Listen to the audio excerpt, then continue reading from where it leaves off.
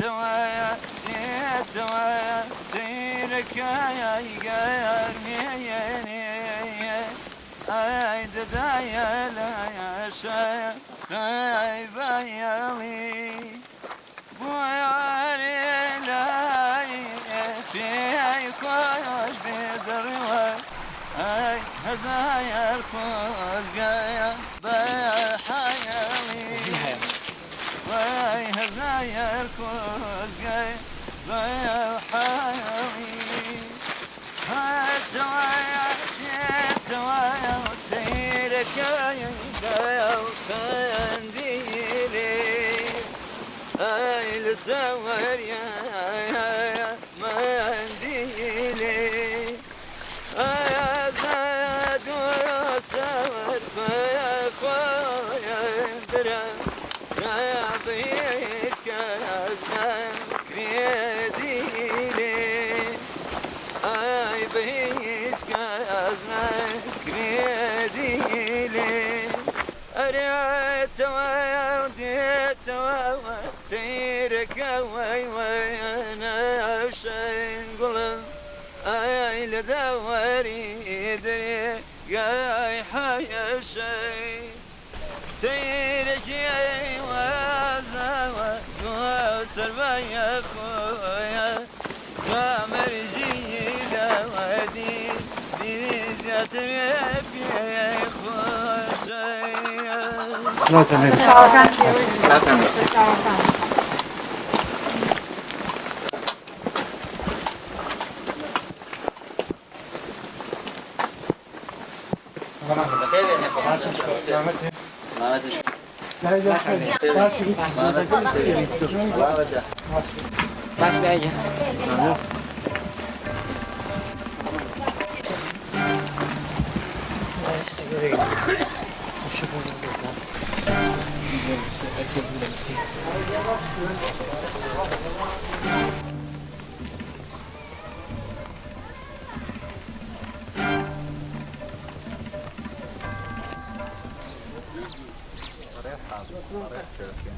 ئامانج و هەدەفی ئێمەش هەر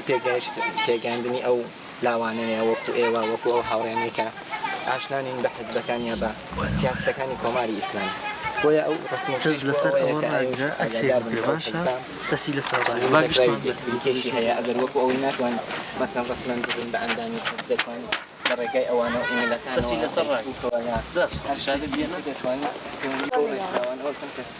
ئەگەر شتێکی وانی بەڵام وەکو پێشمەرگەیەکی حزبیش سەرتان بۆ دەکەن بۆیە ئەوە من سەبارەت بە ڕێکخراوانە قسەم کردنەوە هاوڕێی دیکەمان لە کۆبوونەوەکەیش لە ئاماژە بە زۆر شتێکە سپاس بۆ پێشوازیتان بوونەوە ئومیدوارم هەمیشە هەر هەوا گەرم و گۆڕ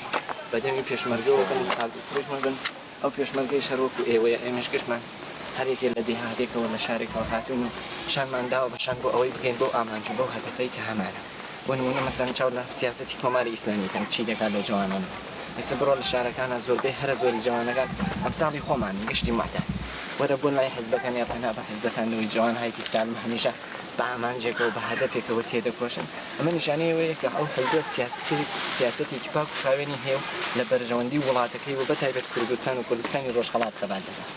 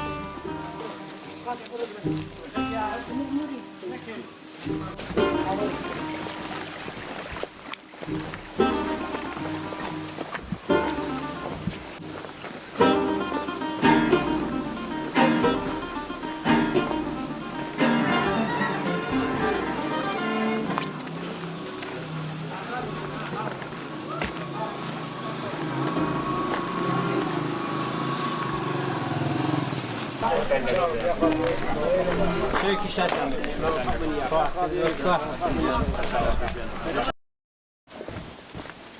ماندوونە بن ئێمە پێشمەرگەی حزبی دموکراتی کوردستانی ئێرانی زۆر سپاسدانەکەین بۆ ئەوەی کە ئەو پێشوازیە گەرمەی خەڵکی خۆمان خەڵکی نیشتمانەکەمان کە هاتینە ناو ڕۆژهەڵاتی کوردستان و دیسان پێشمەرگەکانی حزبی دموکرات هاتنەوە ناو خەڵکی خۆیان کە هاتین مەبەستمان لە سەردانەکەشمان بۆ ئاوایی گوندی پیرۆمەران ئەوە بوو کە خەڵکی خۆمان بۆی جارێکی دیکە سەر بکەینەوە و بینەوە لایەن زانین لە نزیک و داواکاری ئەو جوانانە ئەو لاوانە ئەو گەنجانانە داواکاریان چییە؟ یا داواکاری ئێمە وەکو حزبی دموکراتی کوردستانی ئێران چییە بۆ حزبەکان یا بۆ ئەو حزبانە یا بۆ حزبی دموکراتی کوردستان؟ جگە لەوە ئێمە سەر بە ڕێکخراوەی یەکێتی لاوانی حزبی دموکراتی کوردستانی ئێرانی ڕێکخراوەی یەکێتی لاوان لە ژێر چوارچێوەی حزبی دموکراتی کوردستانی ئێران کار دەکات ڕێکخراوەیە کە حزبی دموکرات کە هەمیشە باوەڕی بە سیاسەتێکی بەربڵاو بووە سیاسەتێکی گەورەی هەیە چەند ڕێکخراوەیەکی هەیە ڕێکخراوەیەکی یەکێتی لاوانی دموکراتی کوردستانی ئێران ڕێکخراوەی یەکێتی ژنان یەکێتی خوێندکاران ئەو ڕێکخراوانە ئەو کەسانەی کە بە تایبەتی لە یەکێتی لاوانە تەمەنیان لە ژێر 12 هەتا 15 تا 18 ساڵ کە دێنە ناو حزبی دموکرات ناتوانن چەکەڵگرن سیاسەتی حزبی دموکرات ئەوەیە کە چێکیان نەداتێ بەس لە ڕێکخراوی یەکێتی لاوانە پەروەردەیانەکە سیاسەتی دەرەوەی وڵاتیان پێڵێ سیاسەتی حزبی دموکراتیان پێڵێ مێژووی حزبی دموکراتیان پێڵێ جمهوری ئیسلامی ڕژیمی جمهوری ئیسلامیان پێ ئەناسێنێ کە چی ئەکا لەسەر لاوەکان بە تایبەتی لەم ئەخیرانەیە کە ڕێکخراوی ترۆریست پەروەری داعش کە ناوچەکەی گرتووە بە تایبەتی هەرێمی کوردستان کە ناوچەیەکە کە ئێمە پارچەیەکی کوردستانە کە وەزیفەیە ئەرکە لەسەر شانی هەر هەموو تاکێکمان کە بیپارێزین بۆیە ئێمە هاتوین داواتان لێکەین بە تایبەتی لەو گەنجانە کە ئێمە داواکاریەکەمان ئەوەیە ڕفێقەکانیان گوندەکانی دیکە شار دێهات هەمویان ئاگادارکەنەوە کە پێشمەرگەکان دیسان هاتوونەتۆ ناویان ئەوە داواکاری حزبی دیموکرات و یەکێتی لاوانە کە جارێکی دیکە ئەو داواکاری ئاراستەی ئێوە دەکا ڕوو لە ڕێکخراوی ترۆریستی داعش مەکەن ڕوو لە حزبی دموکراتی کوردستانی ئێران کەن ڕوو لە یەکێتی لاوانی دموکراتی کوردستانی ئێران بکەن ئەو حزبە حزبێکی ڕابردوویەکی دوور و درێژی هەیە 70 ساڵ خەباتی هەیە چەند سەرکردەی گەورە وەکو پێشەوە قازی محەممەد